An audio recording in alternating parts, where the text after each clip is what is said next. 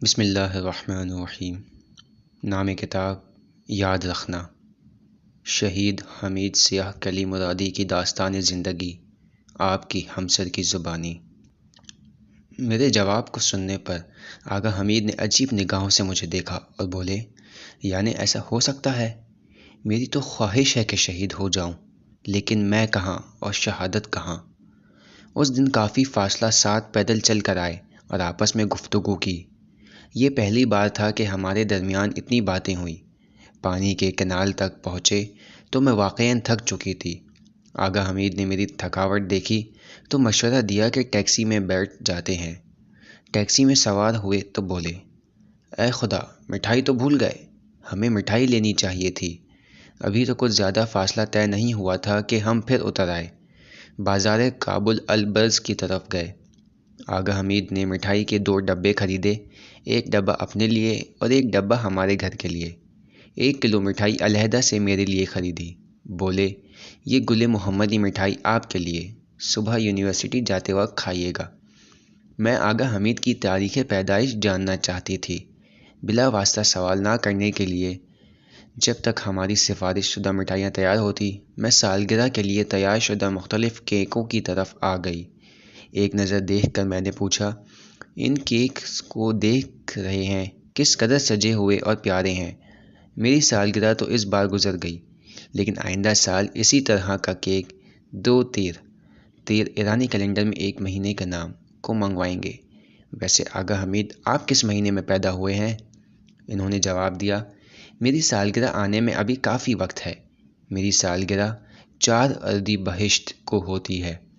آغا حمید کا اپنی تاریخ پیدائش بتانا تھا کہ میں اپنے ذہن میں دونوں کی سالگرہ کا حساب کتاب کرنے میں مصروف ہو گئی۔ بہت جلد ہی میں نے ایک خوبصورت مماثلت تلاش کر لی اور بہت خوشحال ہو گئی، کیونکہ ہم دونوں کی تاریخ پیدائش ایک جیسی تھی۔ میں سال کے چوتھے مہینے کے دوسرے دن پیدا ہوئی تھی اور آغا حمید دوسرے مہینے کے چوتھے دن۔ مٹھائی کی دکان سے کوثر کے دوسرے فوارے تک پیدل جانا تھا۔ آغا حمید ورزش کرنے والے انسان تھے اور بچپن سے جم جایا کرتے تھے۔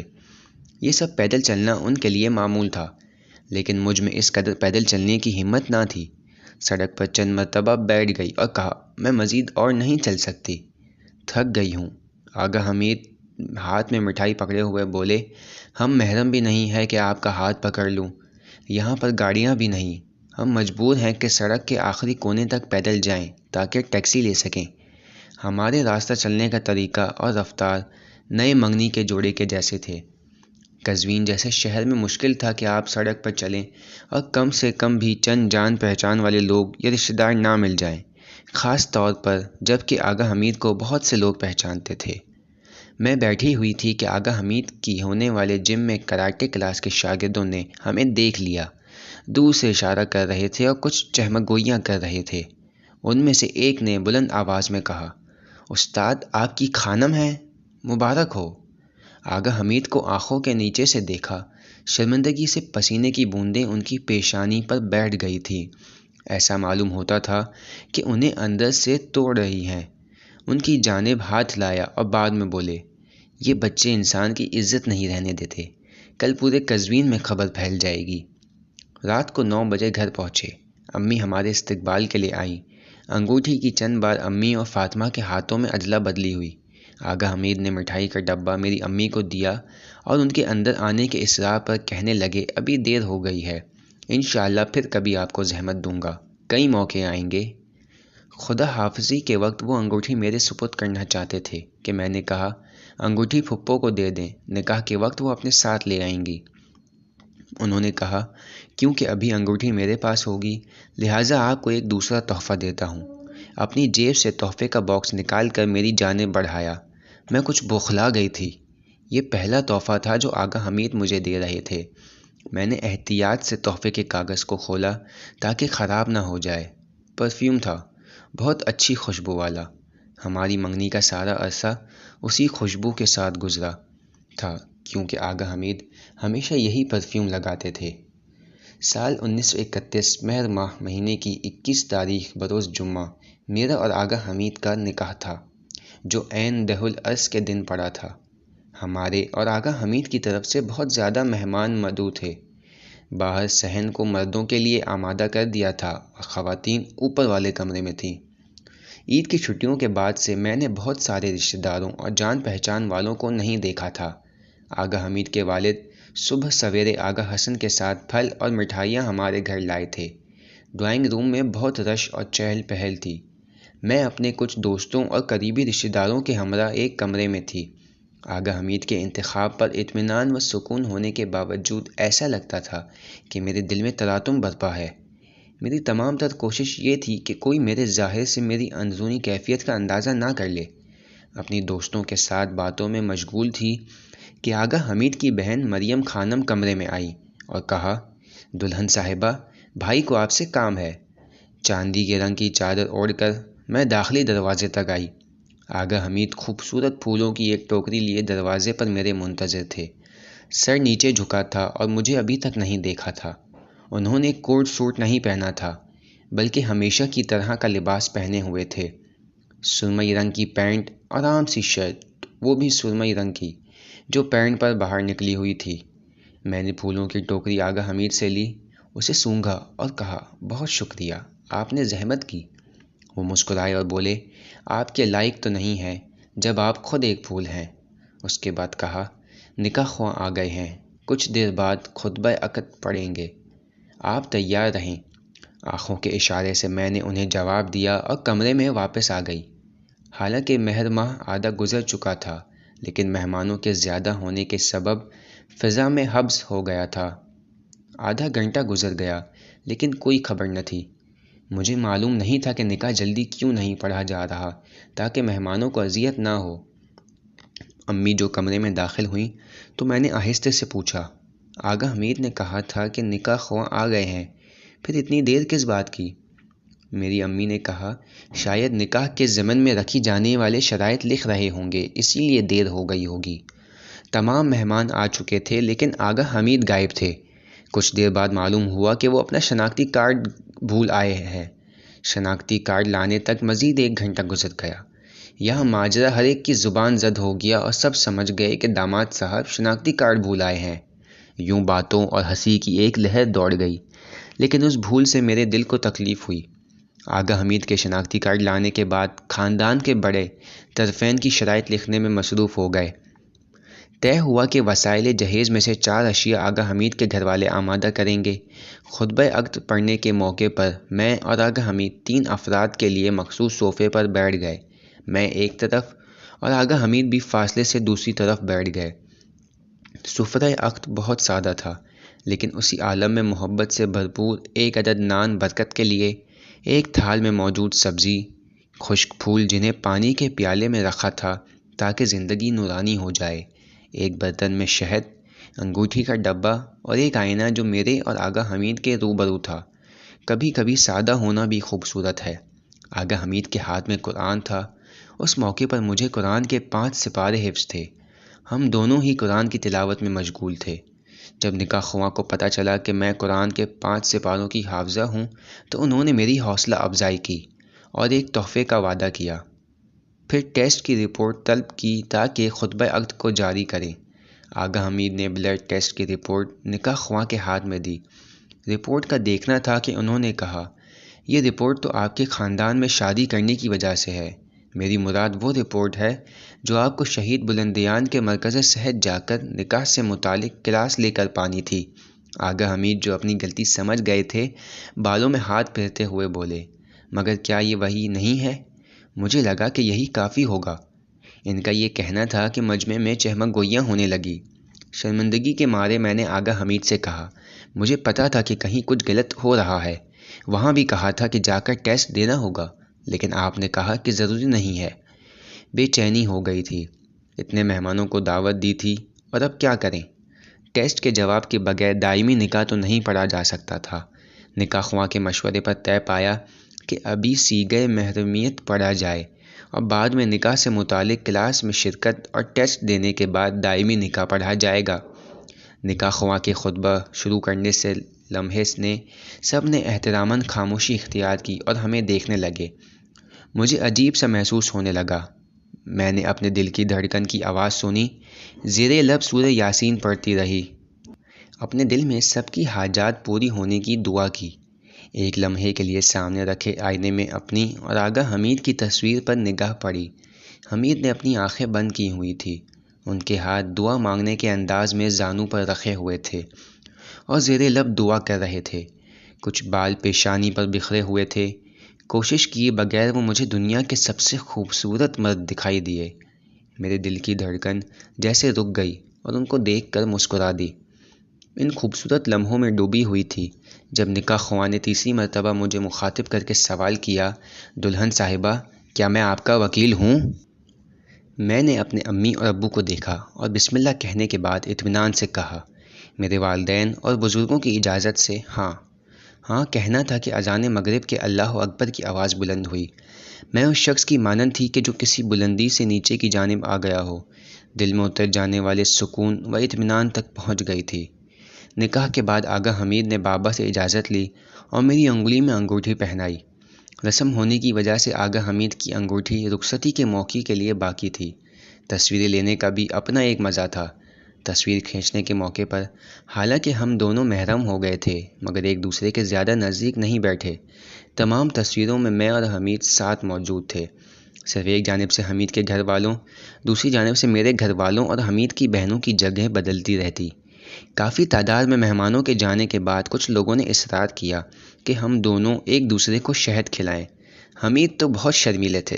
میں نے بھی جب ان کی انگلیاں دیکھیں تو مکمل طور پر شرمندہ ہو گئی۔ مجھے پھر سمجھ آیا کہ حمید جب اپنا شناختی کارڈ لینے گئے تو ان کے کسی دوست کی موٹر بائیک خراب ہو گئی تھی۔ تکنیکی کام جاننے کے سبب حمید نے موٹر ٹھیک کرنے میں مدد کی تھی۔ رسم نکاح میں دیر سے پہنچنے کی وجہ سے وہ انہیں تیل والے ہاتھوں سے سفرہ عقد پر بیٹھ گئے تھے۔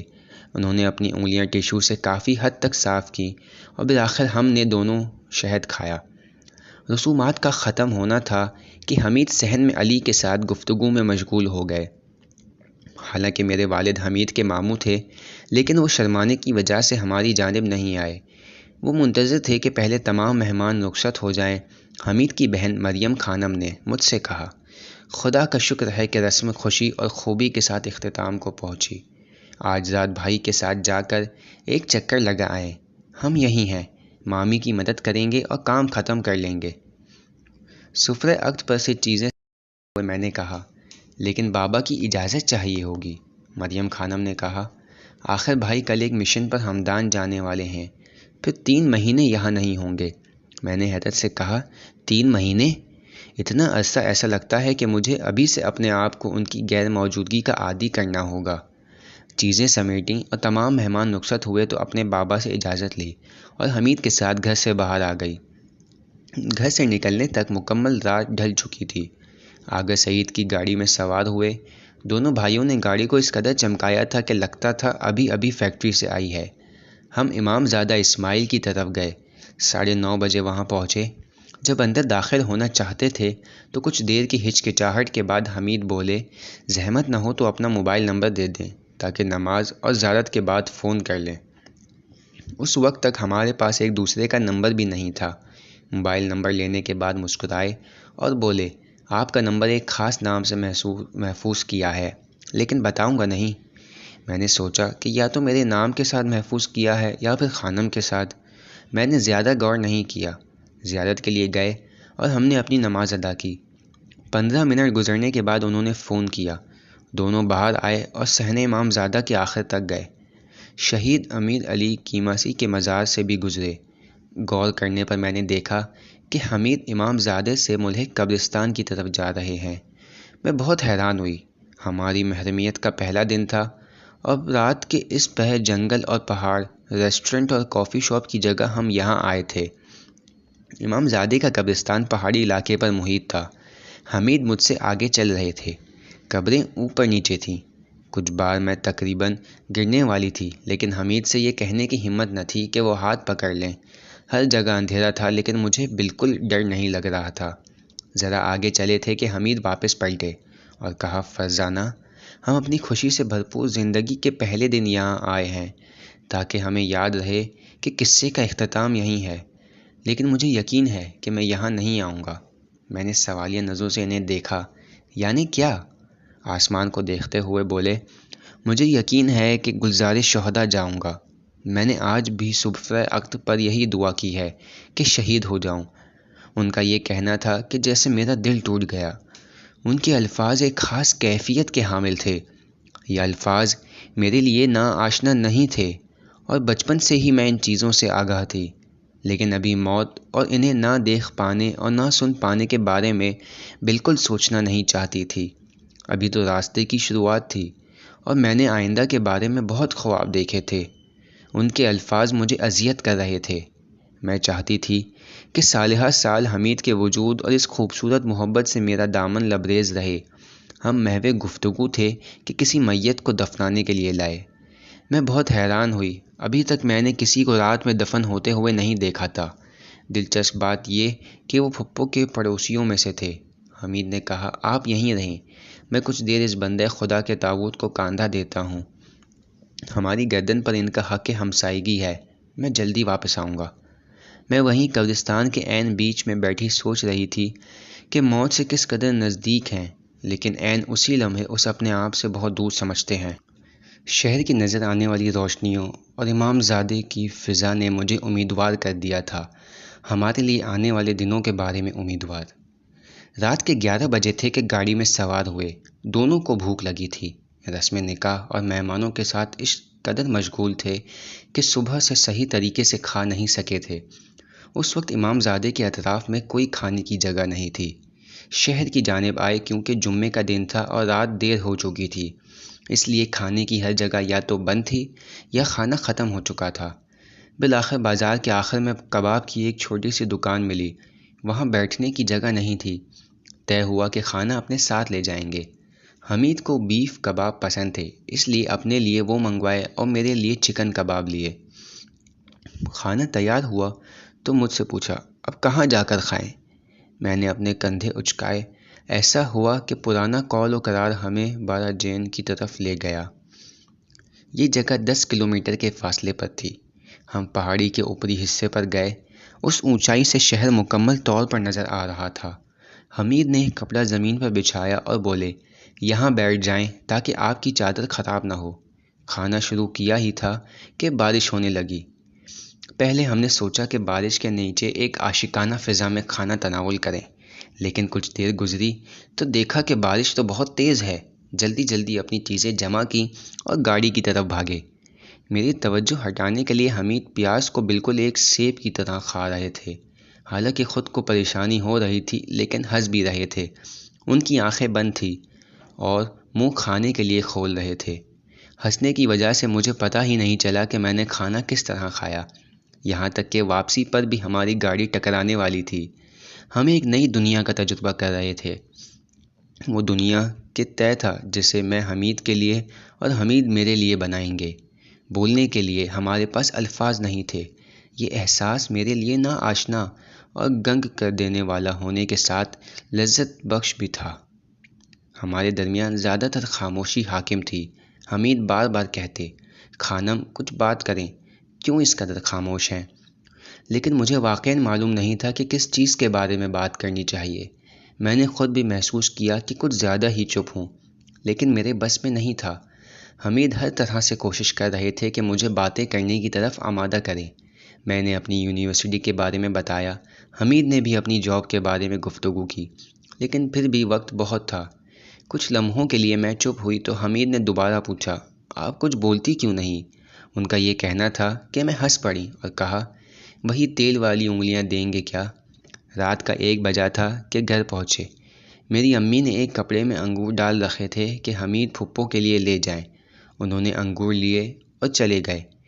طے تھا کہ اگلی صبح مشن پر چلے جائیں گے، وہ بھی 1 یا 2 دن کے لیے نہیں بلکہ 3 مہینوں کے لیے۔ ابھی وہ گئے نہیں تھے کہ مجھے ان کی یاد آ رہی تھی۔ ہماری محرمیت کا پہلا دن اسی سادگی سے گزر گیا، سادہ، خوبصورت اور یاد رہنے